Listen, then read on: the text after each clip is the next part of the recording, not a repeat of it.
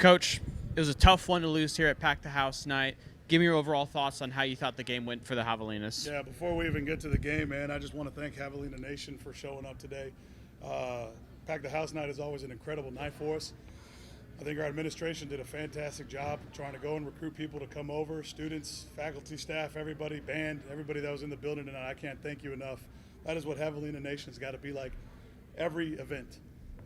We always got to find ways to continue to support each other. This university's got to continue to grow together. And Pack the House night is always that first event in the spring semester that really kicks it off. And I just can't thank everybody enough for being here tonight. You know, that being said, I wish we would have been able to come out with a victory. But they're a really good team. Our rivalry is thick. We always play really tight games against each other. It's always a game that I circle personally, but it's just, just for the Javelina Nation, because I know it's a big game for us. But, they came out and they hit big shots when they needed to hit big shots. We dug ourselves a hole there late in the second half that we found a way to erase pretty quickly. We just got a little tougher, and we just could not find that last possession to get that last stop. But I just can't be more proud of the effort. I just wish it would have come out with a victory. You talk about that at the very end. There was a stretch there with about 2 minutes and 30 seconds left where both teams kind of traded basket for basket, and it was mostly Bryson Goldsmith for you guys. Did you and there was a moment in the game where you seemed to challenge him in the first half. Did that seem to kind of kick his game into another gear? I challenge everybody. It had nothing to do with me versus Bryson. It just has to do with we needed to take our game to the next level. They were starting to get a little comfortable. Their offense is really, really fast-paced to where the ball always moves and never sticks. So you got to find a way to change their rhythm. And I thought offensively we hit a lull. So I really challenged all of them. It wasn't a me versus Bryson thing. It was a Javelina versus Javelina thing. Bryson was one that stepped up and took the challenge on head on and gave us a good spark. But it was everybody on the court. We just needed another level that I thought we had for about 16 minutes in that second half. And there was just a 4-minute stretch there where we dug ourselves a hole too deep to overcome. You talk about the effort that your team has, and we've talked ad nauseum, about it doesn't matter who starts the games, it matters who finishes the games. How proud of the effort can you talk about, especially about some of the young guys stepping up? Jaden Sauter played, big minutes. TJ Ford played a lot of minutes down the stretch. What does that tell you as a coach about watching these young men develop in this program? Yeah, every opponent is different. Every game plan is different. And it's just a matter of who goes out there Monday through Wednesday and can really execute the game plan the best.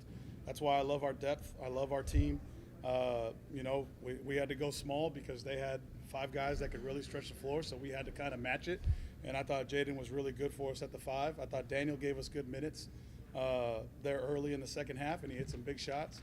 But it's just, I don't ever care who's in at the end of the game. We just got to find a way to win it. And I thought that was our best lineup today, and they did a good job. We just came short. You got a team that looks like they really want to be there, really want to be playing. It's fast-paced the whole time. What can you say about those fast breaks, those fast-paced plays, that really impact the game? Yeah, I think it's our tempo and it's who we want to be. There was a lot of times there where we played too fast, and we still are trying to understand what's a good time to drive, what's a good time to reverse it, how are we trying to attack the defense. But the pace offensively against a team like that's going to move you nonstop with about 15 different screens of possession, you have to make them guard you too. And so part of our plan was to really try to make them have to move so that in the second half their legs are a little worn out and they don't hit shots, and they didn't, but they found a way to get layups, and it's hard to defend layups. So this is a team that's looking to make the Lone Star Conference tournament for the first time in a while. What can you say about this next stretch of games and home court advantage we had tonight? Every night is an opponent that could easily be in the Lone Star Conference tournament. I wish our league would adapt to everybody else and not favor who they think is going to make the regional. I think we cheat ourselves as a conference of how good a competition it is, to where I think we should be a 12-team league, but that's another conversation. It's not your question. Every opponent we have the rest of the way is a tournament team. Every opponent we had before, to me, is a tournament team. But, we got St. Mary's coming up on Saturday, which, is tied with us. I don't know how they did tonight, but it's a rematch for us for we played them right before the Christmas break. I didn't think we were at our best then. I think we're starting to hit the peak of our best now. But we can't look at the rest of the schedule. We can only focus on what's coming up for us, and that's St. Mary's. And it's a tough physical team, completely opposite of what we just played. Not calling St. Ed's not that, but it's just a different style of it. that it's going to take probably a different lineup of what you saw tonight to come out and try to get a victory on Saturday. Thank you so much, Coach. Appreciate it, Coach. Go Habs.